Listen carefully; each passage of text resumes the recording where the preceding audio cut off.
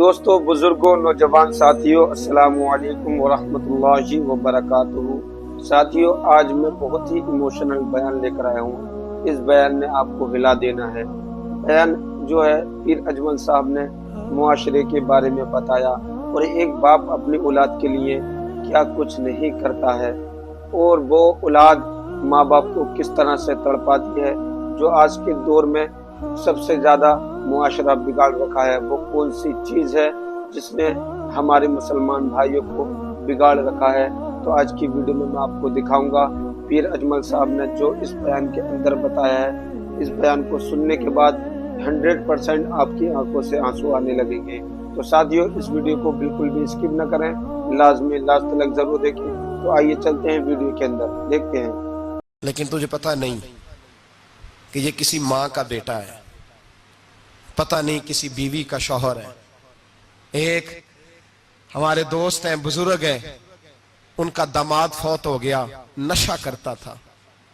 تو میں تعزیت کرنے ان کے گھر پہنچا تو کھڑے ہو گئے ہاتھ باندھ کے، کہنے لگے حضرت صاحب باقی ساریاں گلاں چھڑ دیو، صرف نشے تے تقریر کریا کرو۔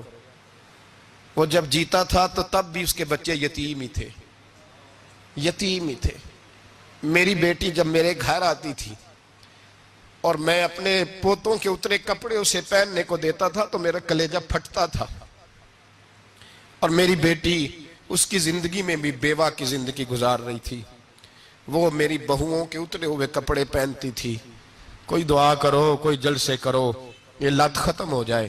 اور کہنے لگا اب میرے وہ چلا تو گیا ہے، دادا دادی اس کے پہلے کوئی نہیں، چچا ہے کوئی نہیں، جب تک تو میں زندہ ہوں ان نواسوں کو کوئی روٹی کا لقمہ، کوئی کپڑا مل جائے گا۔ لیکن سوچتا ہوں میں بوڑھا ہوں، مر گیا تو ان کو کوئی پوچھے گا بھی نہیں، کون ان کی خبر۔ اتنا ظلم اس قوم سے، اتنی زیادتی، اور آرام سے لکھ کر لوگ گزر گئے کہ یہ 70 لاکھ ہے، ان کا درد تو سمجھو، تکلیف تو سمجھو۔ 7 فٹ کا سونا جوان اور نشے کا عادی ہے تو کسی نالی میں پڑا ہوا ہے۔ اور میں نے کہا اس قوم کے ساتھ اس سے بڑا بھیانک مذاق کیا ہوگا؟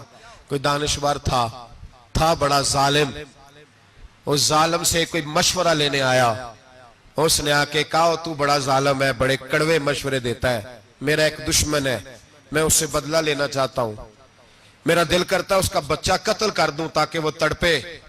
تو ظالم نے کہا اسے قتل نہ کر، وہ تو اس کا باپ 2-4 مہینے رو کے چپ کر جائے گا، پھر میں سخت سزا دینا چاہتا ہوں، مشورہ دے۔ تو اس نے کہا اس کے بچے کو نشے پہ لگا دے، جس کا بچہ نشہ کرے گا وہ باپ روز مرے گا، روز جیے گا، وہ ماں روز مرے جیے گی، نشے پہ لگا دے۔ اس قوم کے ساتھ سب سے بڑا ظلم یہ ہوا کہ ملت کا جوان نشے پہ لگ گیا، ڈرگز پہ لگ گیا۔ اتنے تباہ حالات ہوئے کہ جوان چڑھتی جوانیاں، اماں نے کتاب دے کے بھیجا تھا، اور کالج سے واپس آئے تو نشے کے ٹیکے ہاتھوں میں پکڑے ہوئے، ٹیکے۔ اور آپ کے اس ملک کے اسلام آباد میں ایک دن میڈیا نے وہ خبر بھی وائرل کی اور وہ چیز بھی دکھائی لوگوں کو، 3 مہینے کا بچہ لے کے نشئی سڑک پہ آ گیا۔ اس نے کہا میرا نشہ ختم ہو گیا، میرا بچہ خرید لو، 2 پڑیاں دے دو۔ تو وہاں بیبیاں جو سن رہی تھیں وہ بھی چیخے مار کے رو رہی تھیں۔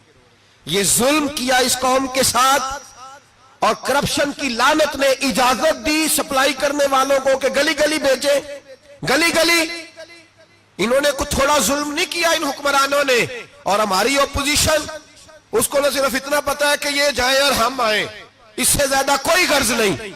بھائی کرپشن کے خلاف نکلے ہو تم، نشے کے خلاف کس دن نکلو گے؟ جوئے کے خلاف کس دن؟ قوم تو مر رہی ہے نشے سے، اس کے خلاف میدان میں کب آؤ گے؟ صرف اتنا ہے کہ یہ جائیں اور ہماری باری آئے، اس سے زیادہ کچھ نہیں۔ جتنے مجرم وہ ہیں اتنے ہی تم بنتے جا رہے ہو، اس لیے کہ اصل بات پر نہ وہ آتے ہیں اور نہ اصل بات پر یہ آتے۔ بھائیو، میرے نبی پاک صلی اللہ تعالی علیہ وسلم، اور ایک اور تماشا ہے، یہ میرے پہ اللہ کا یہ احسان رہا، اس لیے نہیں کہ میں پرہیزگار آدمی ہوں، نیک ہوں، اس لیے نہیں، ویسے ہی اللہ بعض اوقات اسباب بناتا ہے، سبب بناتا ہے۔ مجھے نہ شراب کے رنگ کا پتہ ہے، نہ اس کی خوشبو کا پتہ ہے، نہ میں نے کبھی زندگی میں دیکھی ہے۔ یہ کرم ہے میرے حضرت صاحب کا، میں نے نہیں دیکھی، مجھے نہیں پتا کیسی ہوتی ہے، کچھ باتیں میں نے سنی ہیں، ایک محفل میں بیٹھا تھا مجلس میں، تو ایک شخص نے کہا کھانسی نہیں جاتی بچے کی، دوسرا اس کو مشورہ دے رہا ہے، کھانسی نہیں جاتی، بڑی دوائی دیسی بھی فلاں بھی بڑی کھائی، مشورہ دیا اس کو کہ تو اس طرح کر، اس کو نا شراب کے 2-4 چمچے پلاؤ، کہتے ہیں جی اس کو نا یہ پلاؤ تو صحیح ہو جائے گی۔ تو میں نے پلٹ کے اس کی طرف دیکھا، میں نے کہا کوئی عقل کر، کیا مشورہ کرنا مولانا، میرا تجربہ ہے۔ میں نے کہا تیرا تجربہ افضل ہے یا رسول اللہ کا فرمان زیادہ افضل ہے؟ تیرا تجربہ افضل ہے۔ حضرت ام سلمہ رضی اللہ تعالیٰ عنہ کہتی ہے میں نے عرض کی یا رسول اللہ صلی اللہ علیہ وسلم میری بچی بڑی بیمار ہے، تو مجھے کسی نے کہا ہے یہ تھوڑی سی نشے والی چیز ہے، یہ بنا کے تیار کر کے دو صحیح ہو جائے گی، بیمار ہے بچی تو یہ نشے والی چیز ہے، اس کو تیار کر کے دو، تھوڑا نشہ ہے۔ اگرچہ بعض، میں نے شروع میں کہا، بعض لوگ مریض کو، سخت مریض کو ایسی ادویات جو مجبوری بن جائے اس کی گنجائش اور اجازت دیتے ہیں، محتاط علماء تو اس میں بھی بہت ساری چیزیں پہلے بیان کرتے ہیں، لیکن اس نے کہا جی میرا نشہ دینا ہے شفا کے لیے۔ تو حضرت ام سلمہ کہتی ہے میرے نبی پاک نے میری طرف دیکھا، میری طرف، تو میں نے کہا یا رسول اللہ آپ کیا فرمانا چاہ رہے ہیں؟ تو نبی پاک نے فرمایا ام سلمہ کبھی ناپاک چیز میں بھی شفا ہوئی ہے، کبھی ناپاک چیز میں بھی، کبھی شراب اور خمر میں بھی شفا ہو سکتی ہے۔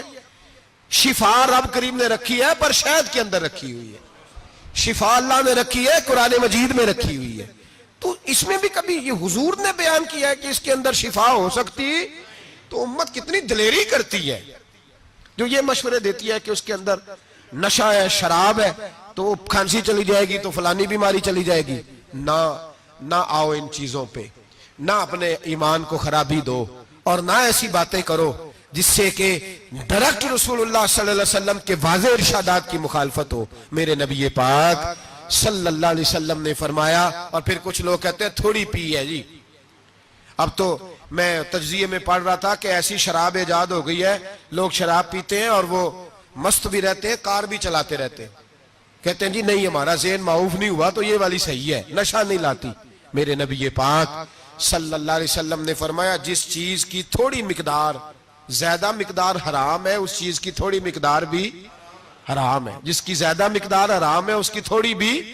تو خمر اور شراب اگر فل پینا جائز نہیں تو تھوڑی پینا بھی جائز، یہ حرام ہے اور حرام تھی اور قیامت تک حرام ہی رہے گی۔ میرے نبی پاک صلی اللہ علیہ وسلم نے منع کیا اور حضور نے اظہار ناپسندیدگی فرمایا، فرمایا 40 دن تو عبادت ہی قبول نہیں ہوتی شراب پینے والے جب تک سچی توبہ نہ کرے۔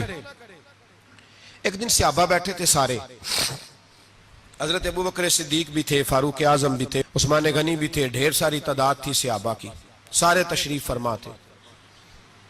حضرت عبداللہ ابن عمر رضی اللہ تعالیٰ عنہ حدیث کے راوی ہیں اور مستدرک للحاکم کے اندر، ابن حبان کے اندر یہ روایت موجود ہے۔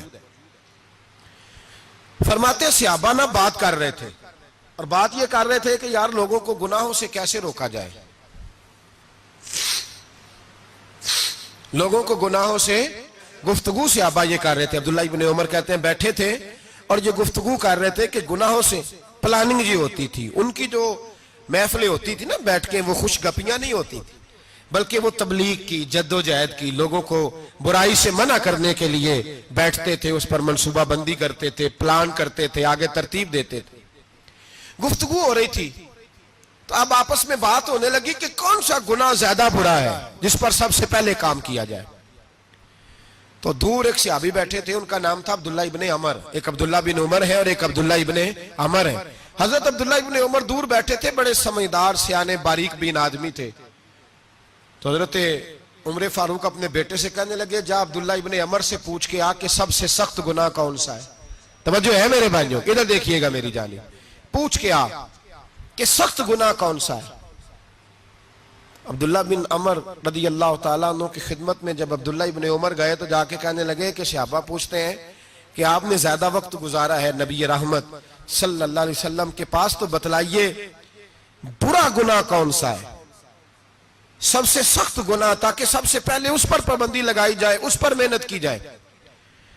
تو حضرت عبداللہ ابن عمر کہنے لگے صحابہ کو جا کے بتا دو کہ سب سے برا گناہ شراب پینا ہے، سب سے برا گناہ، اور یہ ام الخبائث ہے، برائیوں کی جڑ ہے، گناہوں کی ماں ہے، یہ بنیاد ہے، باقی گناہ اسی سے شروع ہوتے ہیں۔